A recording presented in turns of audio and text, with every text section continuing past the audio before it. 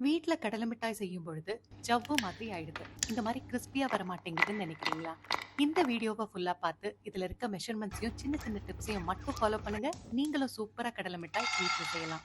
இதுக்கு 1 1/4 கப் அளவுக்கு வேர்க்கடலை எடுத்து, லோ ஃப்ளேம்ல வச்சு நிதானமா இத நல்லா முருகலா வறுத்துக்கோங்க. கடலை கிறிஸ்பியா வறுபடலைன்னா, கடலை மிட்டாய் கிறிஸ்பியா இருக்காது. இது ஆறுன உடனே கையால நுறுக்கி விட்டுக்கோங்க.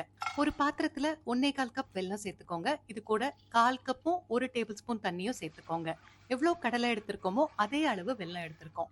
வெல்லம் நல்லா கரைஞ்சதும் வடிகட்டிட்டு மறுபடியும் அதே பாத்திரத்துல சேர்த்துக்கோங்க. ஏதாவது தூசி இருந்தா வடிகட்டும் போது அது தனியா வந்துடும். கடலை மிட்டாய்க்கு பாகுபதம் ரொம்ப முக்கியம். 1 டேபிள் ஸ்பூன் நெய் சேர்த்து வெல்லக்கரசல 5லேருந்து 7 நிமிஷம் லோ ஃப்ளேம்ல கலந்தீங்கன்னா, சாஃப்ட் பால் கன்சிஸ்டன்சிக்கு வரும். அதாவது ஒரு பந்து மாரி திரண்டு வரும். ஆனா சாஃப்ட்டா இருக்கும்.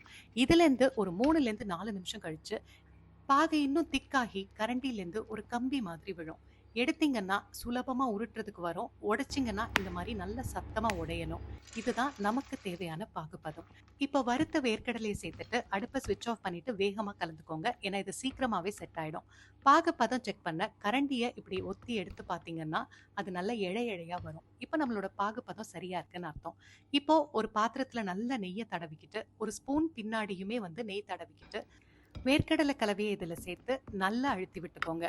இது சூடா இருக்கும் பொழுதே நாம ஒரு கத்திய வச்சு இதுல துண்டுகள் மாதிரி கட் பண்ணி வச்சுக்கணும். ஆறின பிறகு துண்டு போடுறது ரொம்ப கஷ்டம். நல்லா ஆற வச்சுட்டு இத எடுத்து பார்த்தீங்கன்னா, நல்ல முறுமுறுன்னு சூப்பரா ரெடி ஆயிருக்கும்.